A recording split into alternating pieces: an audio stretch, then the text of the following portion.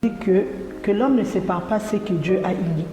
Je parle bien de mariage chrétien. Oui. On retrouve beaucoup de divorces dans l'Église. Vous savez, la plupart des divorces que l'on retrouve souvent dans l'Église, c'est l'utilisation de l'homme qui fait à ce que les réseaux sociaux puissent devenir un instrument malveillant. Parle-moi de toi est une chaîne qui parle de tout. Dans notre chaîne Parle-moi de toi, on parle de vous, de vos entreprises, de vos idées. Alors, une idée à défendre, une entreprise à promouvoir, un album à promouvoir, n'hésitez pas, contactez-nous. Vous trouverez toutes les infos en bas de l'écran sur la barre d'infos. Et nous avons tourné aujourd'hui à Seraing. On a été reçus à l'église Le Bon Berger par le pasteur Mbo. N'hésitez pas si vous voulez passer sur notre chaîne. Bonjour à tous, bienvenue sur notre chaîne Parle-moi de toi TV. Aujourd'hui, nous sommes reçus à Seraing par le pasteur Mbo, le berger de l'église Le Bon Berger. Bonjour pasteur. Bonjour ma sœur. Comment allez-vous? Oui, par la grâce de Dieu, ça va. Amen. Merci pasteur d'avoir accepté de nous recevoir aujourd'hui. Le pasteur Mbo sert Dieu depuis 1989. Aujourd'hui, il va nous parler de son parcours, de sa rencontre avec le Seigneur et en même temps, il exerce son métier étant que psychopédagogue. Mais aujourd'hui, nous allons plus parler de l'homme de Dieu qu'il est et dans un prochain numéro, nous parlerons de son métier. Alors restez avec nous si vous voulez tout savoir. Voilà pasteur, je vous laisse le temps, vous pouvez vous présenter. Voilà, je réponds au nom de André Bogonda. Je suis, s'il faut le dire, congolais, du père et de mère, comme on a tendance à le dire maintenant, je suis congolais. Je suis arrivé en Belgique en 1990 pour raison d'études. Je suis marié, père de 2 enfants. Et qu'est-ce que vous voulez savoir encore en plus? On aurait voulu connaître justement votre parcours avec Dieu. Ah, parce que c'est oui. pas simple. Hein? C'est un long parcours. Un petit résumé. Voilà, je commencerai à dire que je suis né d'une famille chrétienne. Donc j'ai connu de mon enfance une éducation chrétienne par mes parents qui servaient le Seigneur. Mais arrivé à l'âge de 15-16 ans, comme tout jeune, qui veut découvrir le monde, je me suis un peu désintéressé des choses de Dieu. J'ai voulu diriger ma vie selon moi. Vous savez, cet âge-là, c'est carrément l'adolescence. Si on ne sait pas la maîtriser, on peut se laisser influencer par tout ce qu'on voit autour de nous. Et ça a été mon cas. Je me suis laissé influencer par les amis. Là, c'était au Congo, à Kinshasa. C'était à l'époque Zaïre. Et j'ai fait n'importe quoi comme tout jeune. Et grâce à une sœur, vers les années 84, qui priait avec mes parents, mais qui, de son côté, continuait à intercéder pour moi. Alors cette sœur-là, la communauté des Assemblées de Dieu, dont faisaient partie mes parents, organisait une conférence de jeunes. Et curieusement, cette conférence-là a été animée par le regretté homme de Dieu, Jean-Louis Jailleux, c'est un Français, qui venait faire des campagnes au Zaïre à l'époque, vers les années 83, 84, 85, et bien après aussi. Et cette sœur-là a eu la présence d'esprit de me donner une invitation. Elle est passée par mes parents, je me souviens, quand elle disait à ma mère que je vais inviter André à la conférence des jeunes des Assemblées de Dieu, et ma mère lui a dit, essaye de lui en parler toi. Vraiment, je ne sais pas, les démons qui l'animent, mais pour l'instant, il ne veut rien entendre des choses de Dieu. Et la sœur s'est approchée de moi avec un sourire, et avec une tactique pour me séduire. Et je me suis laissé séduire par son attitude, son comportement. Il m'a dit, André, j'ai quelque chose à te remettre. Et je lui ai répondu avec toute bienveillance. C'est quoi? Moi, je m'attendais à ce qu'elle puisse me remettre de l'argent, hein? Parce que c'était vraiment mon souci premier à l'époque. Et elle me dira, non, Yaya, j'ai une invitation à te donner. Moi, je dis, quelle invitation? Là, j'ai changé de ton. Quelle invitation? Elle dit, non, la jeunesse des Assemblées de Dieu organise une journée des jeunes qui sera animée par l'évangéliste international Jean-Louis Jaillet à Kasavubu, sur l'avenue Sport. Et j'aimerais que tu viennes à cette rencontre. Et je lui ai dit, me vois-tu répondre à de telles invitations? Je lui ai répondu avec toute violence, hein, avec toute violence là. Mais vois-tu répondre à cette invitation? Elle a dit non, Yaya, essaye. Elle était toute douce, hein. Yaya, essaye de venir. J'ai la certitude que Dieu a quelque chose pour toi, qu'il est en train de réserver pour toi. Et cette journée-là, Dieu veut te la dédier. En me disant ça, je me suis dit, ben, je vais essayer. Et je lui ai donné, oui, c'était à quelle heure? Elle m'a dit, non, à partir de 13h. Et elle est venue me chercher, hein. À 12h30 déjà, il était chez nous, elle m'a pris, on est partis ensemble. Et je vous assure, quand je suis entré, il y avait des jeunes de mon âge, même plus âgés que moi, qui chantaient, qui louaient Dieu. Et cela m'a fait revenir à mon ancien état, comment j'étais dans l'église. Et directement, la prédication qui a été faite par le pasteur Jailleux, c'était sur Galates 5, le fruit de l'esprit. Et je voyais qu'en moi, il n'y avait plus ces fruits. Alors quand il a lancé l'appel, je pense qu'il y avait les 5 premières personnes qui se sont avancées. J'étais parmi elles. Et c'est comme ça que j'ai pu renouer ma relation avec le Seigneur. En 1984, j'ai décidé aussi de me faire baptiser quelque temps après. Et comme ça, je marche avec le Seigneur jusque maintenant. Quant aux expériences chrétiennes, comment est-ce que je suis arrivé à servir Dieu? En fait, après mon baptême, j'ai commencé à chanter à la chorale Voix de Pentecôte. Je pense que ceux qui sont à Kinshasa pourront connaître cette chorale-là. Ça fait partie des Assemblées de Dieu, KDC. Et la Voix de Pentecôte, j'ai commencé à être choriste là-bas. Et après quelques temps, je suis devenu deuxième dirigeant de la chorale et puis premier dirigeant de la chorale. Et en 1986, quand j'ai fini mes études secondaires, le Seigneur m'a fait grâce de pouvoir voyager pour la Tunisie, où je suis allé poursuivre mes études. Et là aussi en Tunisie, je faisais partie d'une communauté, l'Église réformée de Tunis, et je suis parmi ceux-là qui ont mis en place les groupes bibliques universitaires en Tunisie. Okay. Et donc j'ai servi le Seigneur aussi là-bas. Dans cette église-là, j'étais moniteur de l'école de dimanche, et puis après responsable du groupe biblique universitaire. Et je faisais partie aussi du conseil paroissial de l'église pendant 2 ans. Et après cela, en 1989, j'ai fini mes études là-bas. Je suis venu ici en Belgique.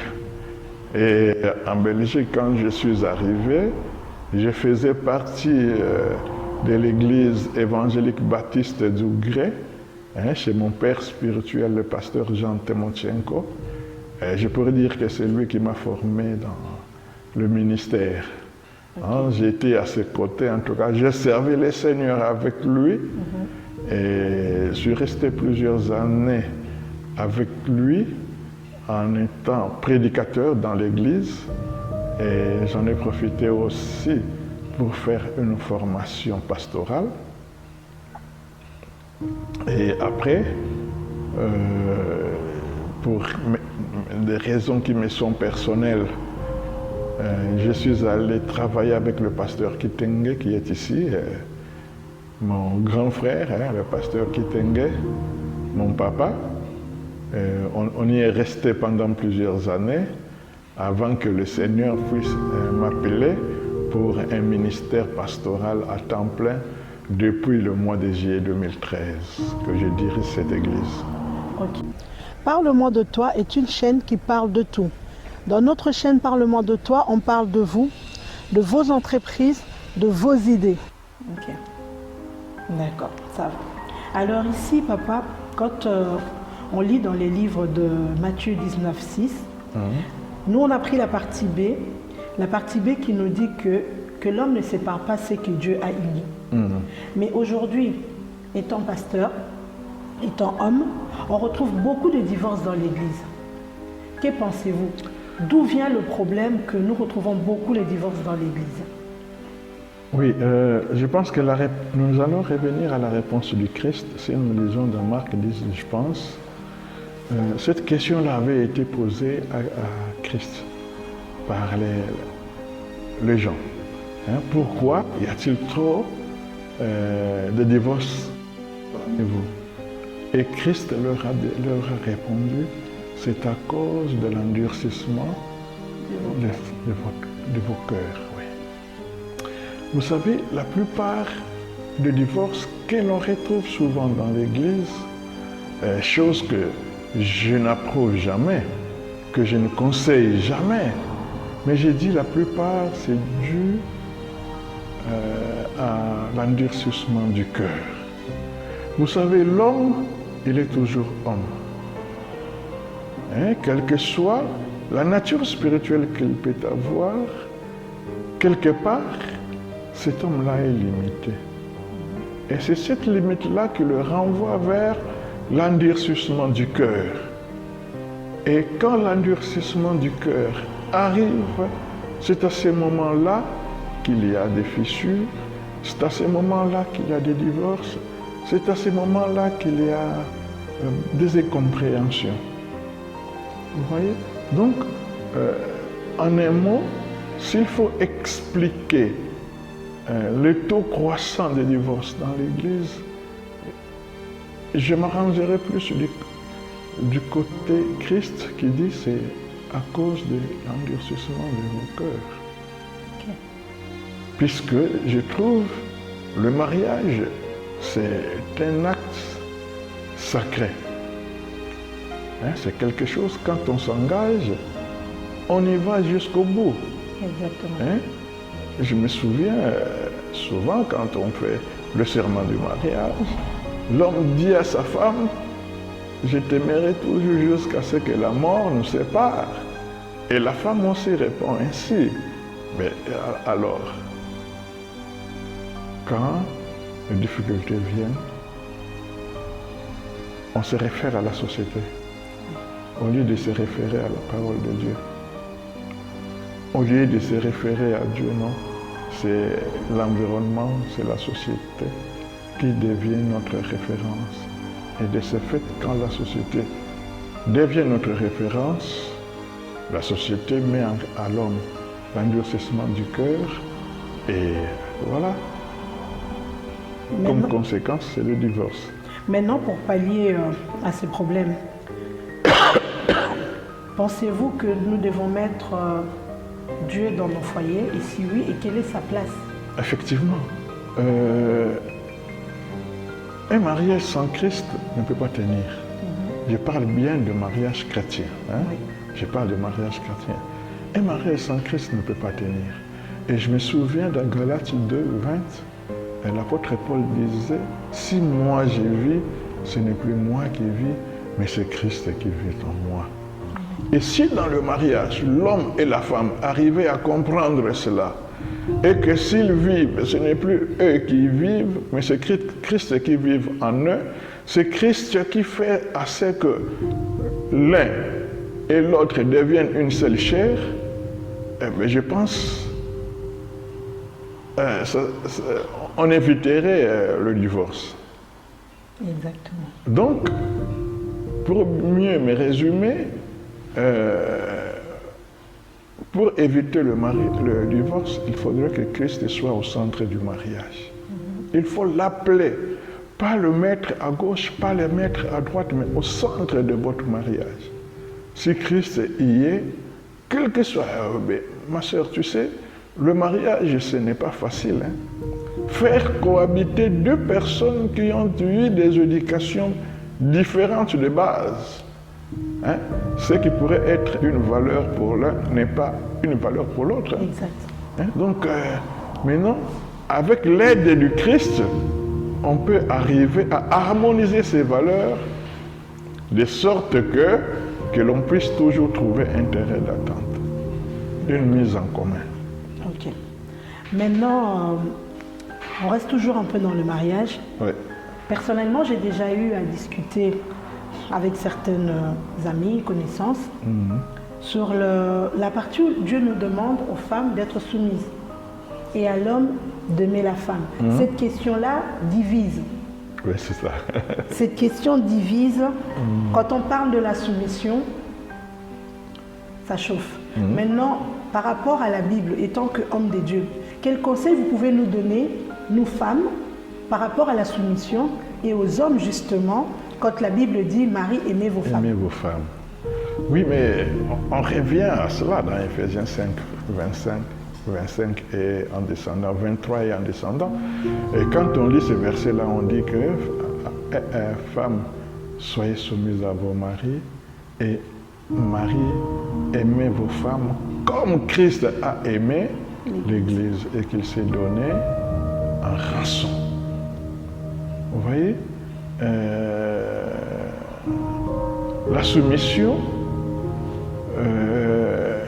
c'est un mot qui est assez complexe. Et souvent, dans le mot soumission, il y a des aspects culturels qui interviennent. Alors que quand la Bible dit « Femmes, soyez soumises à vos maris », cela ne veut pas dire que la femme soit devenue esclave de l'homme. La soumission dans le sens du respect. La soumission dans le sens de savoir que l'homme, c'est lui qui organise le tout. Hein? Donc dans le mariage, il y a l'homme et la femme. Et quand on parle de la soumission, cela ne veut pas dire que la femme doit mater, l'homme doit mater sur sa femme. Ça non. La Bible, quelque part, nous dit que la femme est un être faible. Elle a besoin de la protection de son mari. Donc, quand la femme respecte son mari, quand la femme obéit à ce que son mari lui dit, cette femme-là a une protection. Donc, la soumission pour Dieu, ça veut dire que la femme doit respecter son mari, la femme doit aimer son Dieu. Et l'homme, au retour, il a l'obligation de pouvoir aimer sa femme. C'est-à-dire prendre cette femme-là comme son être semblable. L'aimer, le chérir, la protéger contre tout danger qui pourrait venir de l'extérieur. Hein, parce que souvent, aussi ce qui fait foirer les mariages, plusieurs hommes ne protègent pas leurs femmes. Ils les exposent. Hein, quand on expose sa femme, ça va à l'encontre de l'amour dont la Bible nous parle. Hommes, aimez vos femmes. Moi, je dois aimer ma femme parce qu'elle est mon être semblable. Elle a été tirée de moi. Donc, quand quelque chose est tiré de toi, tu as l'obligation de l'aimer. Exactement. Voilà. D'accord. Merci, papa. Et ici, vous, par rapport à votre église, à vos fidèles, est-ce que vous les préparez mieux pour le mariage? Effectivement. Ou simplement... on a des conseils conjugaux, Okay. des conseillers conjugaux dans le mari, oui, dans l'église ici, okay. Hein, des hommes et des femmes qui ont de l'expérience dans la vie conjugale, qui prépare, qui donne des enseignements si nous voulons organiser le mariage et qui suivent aussi le fiançailles. Ok. Mais maintenant, nous voyons dans nos églises, on reste vraiment pour l'instant dans le mariage. Dans nos églises, nous avons deux fois les hommes de Dieu qui bénissent un mariage, mais quand on regarde plus loin, les couples ne se connaissent pas, ça ne fait que moins d'un an qu'ils sont ensemble, mais ils passent, on les bénit. Et au bout d'1 an, ils divorcent. Pourquoi ne pas dire aux fidèles d'attendre un peu? Bon, je pense, ma soeur, ça dépend des circonstances. Hein, il y a ceux qui... Dans tout mariage, les gens doivent être préparés. Hein, s'ils ne sont pas préparés, ce qui fait qu'après 1 an, la femme va chercher sa liberté. Et surtout tout à l'heure, là, j'ai évoqué le problème qui tourne autour de l'environnement, le problème qui tourne autour de la culture, hein, la femme qui découvre des choses. Alors dans sa découverte, elle va se dire, je veux vivre indépendamment de mon mari. Et là, ben, quand elle va découvrir des trucs comme ça, elle va demander le divorce. Elle va demander à partir du toit conjugal.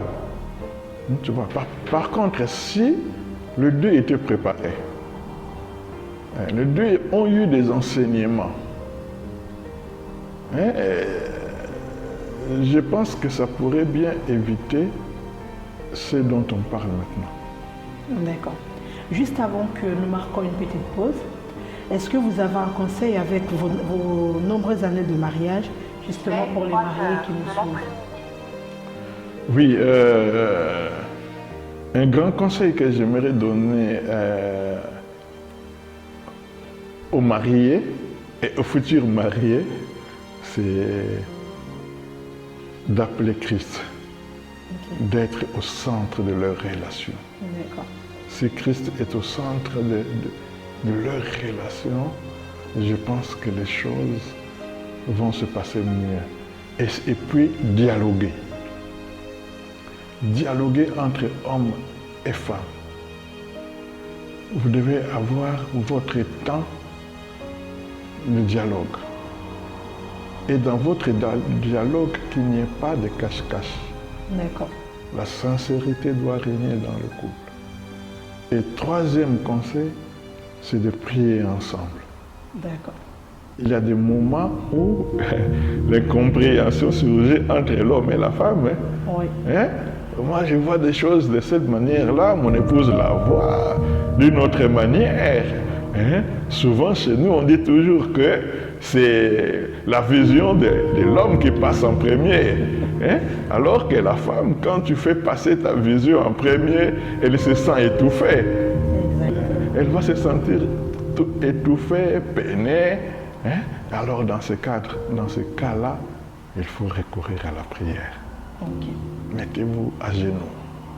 Priez pour demander à Dieu des directives. D'accord. Merci beaucoup, papa. Nous allons marquer une petite pause.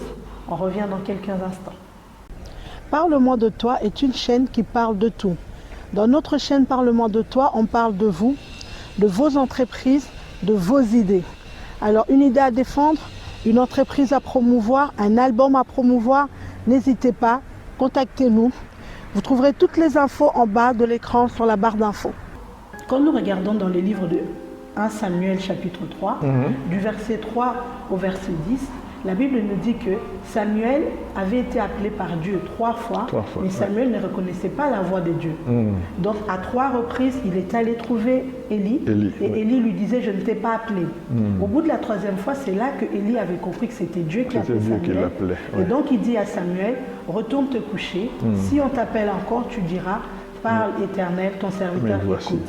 Mais vous, quand vous dites qu'en juillet 2013, Dieu vous a appelé, comment vous avez su c'était l'appel de Dieu pour le servir? Effectivement, une bonne question, ma sœur. Merci pour la question. Je vous en prie. Au début, je ne voulais pas servir Dieu à temps plein, c'est-à-dire comme pasteur. Je ne voulais pas. Je me disais, je sers le Seigneur dans l'église, cela me suffit. Mais j'ai vu ça en rêve. Plusieurs fois, le Seigneur me disait, lève-toi, il est temps que tu me serves. Lève-toi, il est temps que tu me serves. Lève-toi, là on était à Verviers. On était à Verviers quand j'ai eu cet appel-là et j'en ai parlé à l'apôtre, paix à son âme, André Kalimou, qui m'a dit, mais tu sais André, même nous aussi on a déjà cette conviction que l'on puisse te consacrer comme pasteur. Mais on a l'impression que tu résistes. Cette voix-là que tu entends, qui te dit chaque fois que lève-toi, je veux me servir de toi, c'est la voix de Dieu. Et là, on a eu avec lui 3 jours de jeûne et de prière à 2. On a cherché la volonté de Dieu et jusqu'à ce que Dieu nous ait répondu. Vous savez, Dieu répond quand on le cherche de tout son cœur. Et là, Dieu nous a répondu qu'il est temps pour que mon fils s'élève pour me servir dans le ministère pastoral. Et quand vous avez cherché Dieu justement avec votre papa spirituel, est-ce que Dieu vous avait donné des signes ou est-ce que vous avez été accompagné par votre papa comme Élie l'a fait avec Samuel? Oui, le premier signe que Dieu nous a donné, c'est un prophète qui est venu de la Hollande. Pendant que nous, on était dans le questionnement, ce prophète qui est arrivé, en pleine prédication, le Seigneur lui donne une parole de connaissance pour moi. Elle m'a dit, frère, lève-toi. J'ai dit, avance devant.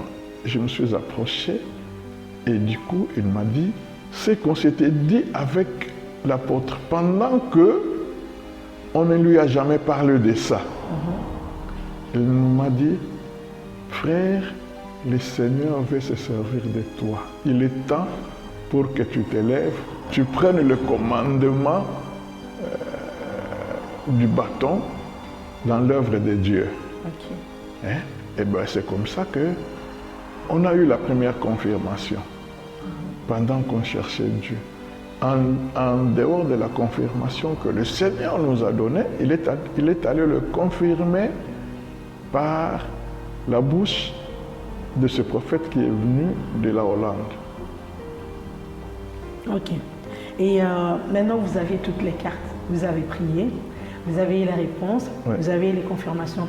Est-ce que vous avez été accompagné justement pour la mise en place de ce service, notamment l'établissement de l'église? Comment ça s'est passé? Ou votre père spirituel vous a laissé? Non, il ne m'a pas laissé. On était à Verviers et tellement les chrétiens qui venaient de Liège étaient quand même un grand nombre. L'église a décidé à ce que moi, je vienne implanter une église ici. On est venu avec lui lors de l'implantation. Donc on garde jusque-là même cette vision-là de l'église de Verviers avec qui on collabore parfaitement. D'accord. Et dans l'implantation de l'église, est-ce que vous avez rencontré des difficultés? Est-ce que ça a été facile? Comme tout ministère, Christ même a dit, le Fils de l'homme n'a même pas un nid où poser sa tête. Pour dire que le ministère, tout début du ministère, ce n'est pas facile. Exact. On est passé par des difficultés, on est passé par des obstacles, des incompréhensions, mais Christ nous rassure de la victoire qu'on a en lui. Il nous dit qu'il est avec nous jusqu'à la fin du monde. Donc on n'a pas à s'inquiéter, même si les difficultés arrivaient, même si l'obstacle s'érigeait devant nous, nous on va continuer à les servir et lui faire confiance parce que c'est lui qui est le chef de l'Église. Nous ne sommes que des serviteurs. Mis à part votre Église qui vous accompagnaient justement dans la démarche, dans l'établissement de l'Église. Est-ce que vous avez eu aussi de l'aide de la part des autres hommes de Dieu? Les autres hommes de Dieu, oui. Des conseils, oui. Je vous ai parlé de mon père spirituel qui m'a réussi quand je suis arrivé en Belgique, qui m'a logé même chez lui. Et le pasteur Jean Temonchenko. Celui-là, c'est un modèle pour moi. Exact. Et donc, j'ai reçu plusieurs conseils. Parce que lui, ça fait plusieurs années qu'il est dans le Seigneur, ça fait plusieurs années qu'il est pasteur. Et de temps en temps, au début, j'allais prendre conseil auprès de lui. Comme Samuel était auprès d'Élie. Exactement. Voilà. Mais pensez-vous que justement avec votre père spirituel, aujourd'hui, vous avez toujours cette relation-là de père et fils ou une relation de collègues? Non, le fils reste toujours fils devant père. Ok. Je ne peux pas m'égaler à lui. Élisée était resté toujours fils devant Élie. Exact. Il ne pouvait pas se dire que Élie, je suis au même titre que lui. Quand mon père spirituel vient vers moi, je m'élève pour lui faire honneur, puisque je suis sorti de son sein spirituel. Exact. Donc c'est quelqu'un pour qui j'ai plein du respect. Et voilà. D'accord, papa.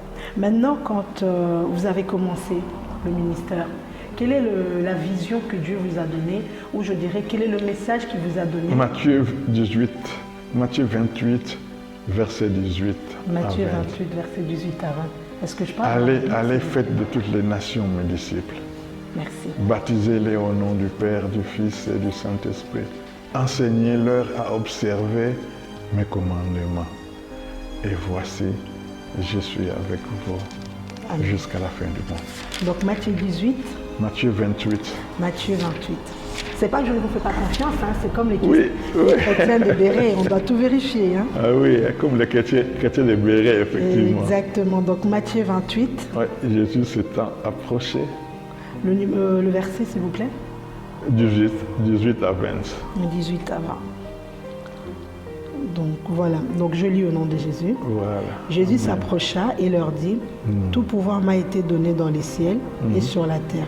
Allez donc, faites de toutes les nations des disciples, baptisez-le au nom du Père, du Fils et du Saint-Esprit, et enseignez-leur à mettre en pratique tout ce que je vous ai prescrit, et moi je suis avec vous tous les jours jusqu'à la fin du monde. Voilà. Merci. C'est la vision que nous avions dans notre Église. C'est de pouvoir préparer les gens pour le ciel. D'accord.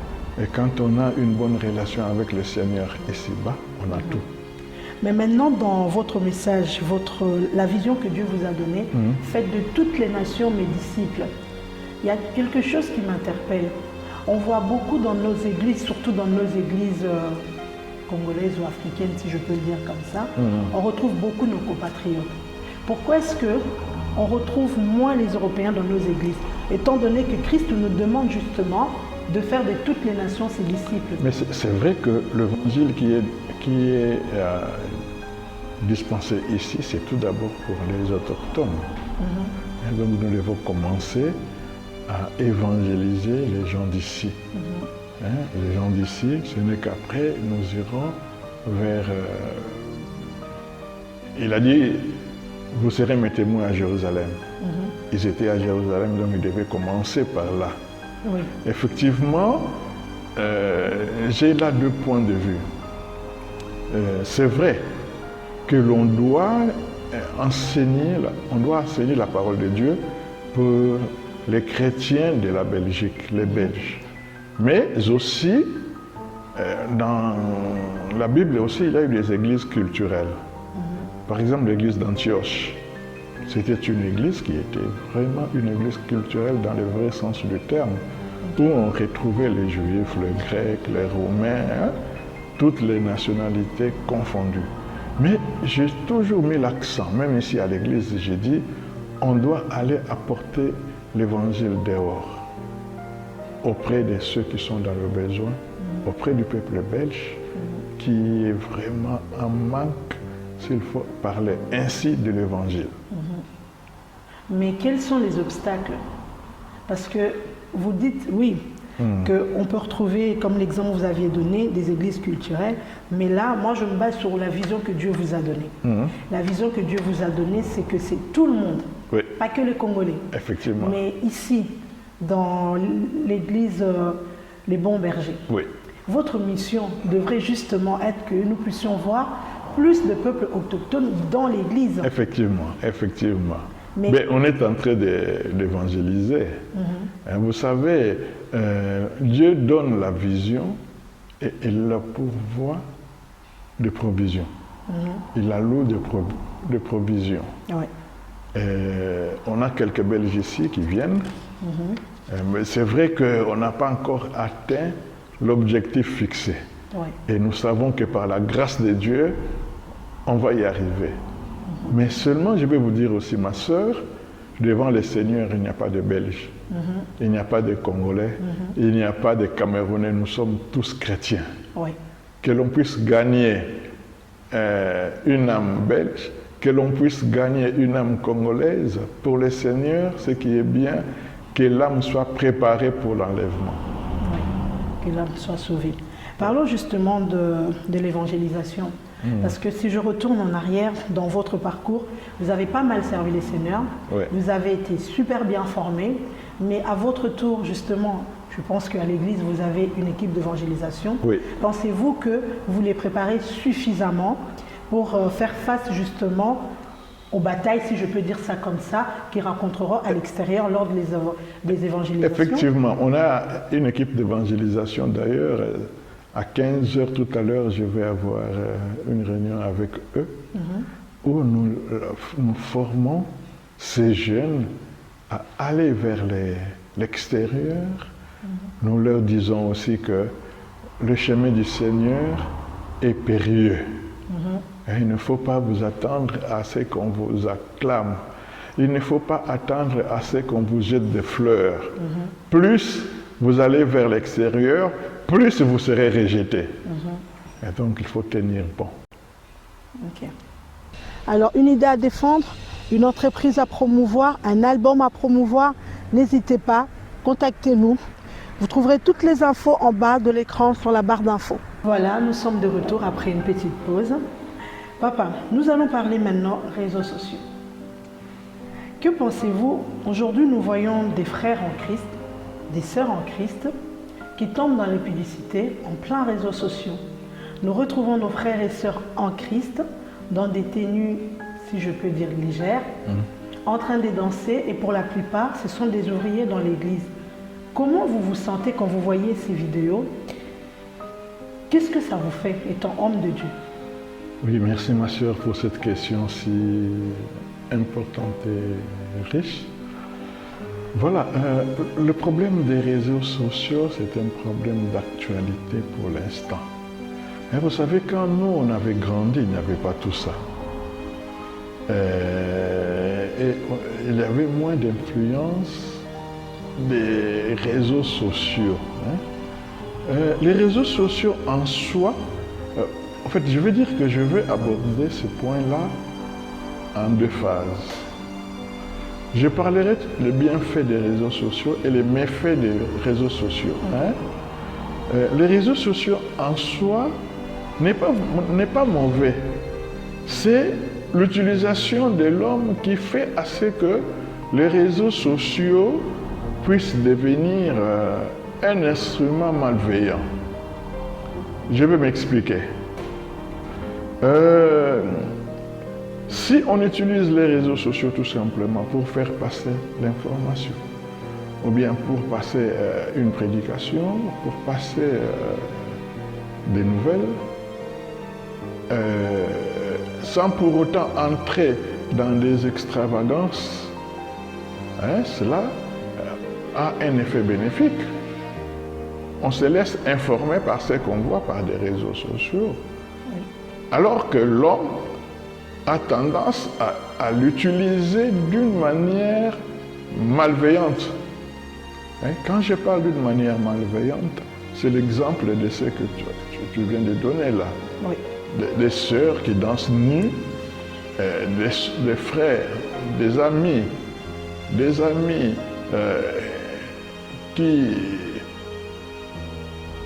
Mais donc, là, c'est l'homme qui utilise les réseaux sociaux d'une manière malveillante.